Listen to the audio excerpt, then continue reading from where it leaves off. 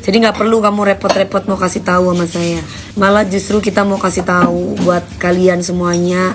Kita mau menyuarakan tentang pedofil yang lagi berkeliaran di mana-mana. Hati-hati. Pedofil itu bukan kalau korbannya itu speak up, pedofil atau KDRT kalau korbannya itu speak up, itu bukan suatu hal yang namanya aib. Itu mindset yang laule. Justru yang aib itu bagi pelakunya itu aib kalau kalian kasih tahu semuanya. Tapi bagi korbannya itu bukan aib, jangan salah. Justru awareness untuk mengingatkan kita semuanya lebih berhati-hati dan memahami serta diambil hikmahnya. Jangan sampai yang namanya pedofil ini dikasih tempat, yang ada malah kalian sama aja memberikan peluang buat mereka untuk mengulang hal yang sama. Ya, jadi ini motivasi untuk bangkit justru buat para korban, bahwa yang dibilang aib dan malu itu pelakunya bukan korban. Itu yang mesti kalian harus bisa pahami ya guys. Karena banyak kita lihat di podcast-podcast itu banyak mereka-mereka yang sudah berani speak up, padahal mereka padahal terjadi di mereka yang umur 12 tahun, di bawah 18 tahun. Ini perlu kalian tahu. Dan kalau kalian biarkan yang namanya pedofil itu suatu kemenangan untuk pelaku yang gak akan pernah kapok mengulang lagi. Jadi mereka akan berasa aman dari sanksi sosial atau hukum. Jadi kalian mesti hati-hati. Idoy, kita gak bahas yang lain Idoy. Kita bahas tentang pedofil ataupun KDRT. Itu jangan sampai itu terjadi di kita.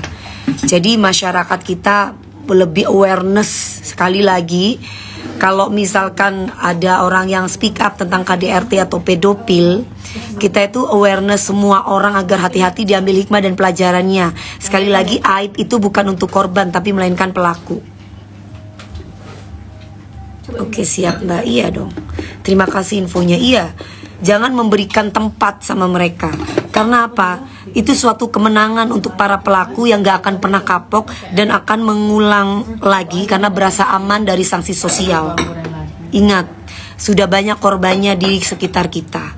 Kita harus bisa menjaga itu semuanya. Kita harus bisa menjaga lingkungan kita dari hal-hal yang sifatnya pelecehan atau penyimpangan seksual, apalagi terhadap terhadap anak di bawah umur.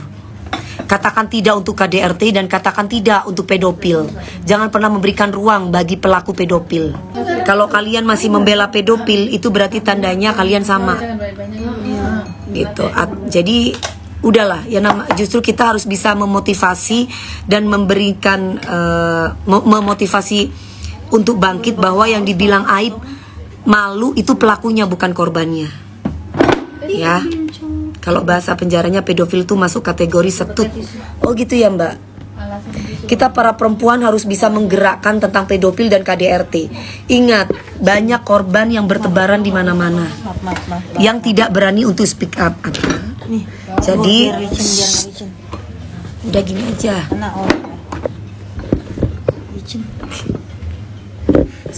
Ini justru yang licin, tadi itu enggak. Betul sekali, iya dong. Kalau kalian membela pedofil itu sama aja kalian membuka peluang buat mereka melakukan hal yang sama. Ingat, orang yang pernah melakukan pedofil itu susah sembuhnya, butuh waktu. Korbannya aja susah, bisa jadi pelaku, apalagi pelakunya. Jangan memberikan ruang, jangan memberikan waktu, jangan memberikan tempat. Jadi kalau kalian memberikan tempat dan ruang buat para pelaku pedofil itu sama aja, itu suatu kemenangan untuk pelaku yang gak akan kapok mengulang lagi karena berasa aman dari sanksi sosial atau hukum. Nah, ingat ya, jadi tolong buat kalian semuanya yang masih menganggap itu hal sepele dan sudah ditebus di penjara, itu salah ya. Jadi jangan sampai kita memberikan ruang, bukan kita menghakimi.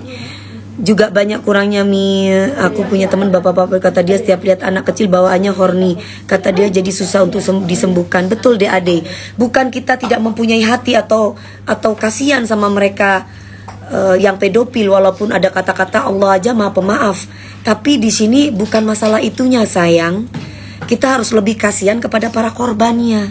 Makanya kenapa kejahatan seksual itu sangat berbahaya dan mereka harus menjalani terapi atau sering melakukan terapi. Ya fungsinya yaitu tadi, itu susah untuk disembuhkan. Jadi tolong, masa lalu memang masa lalu, tapi tidak untuk pedofil.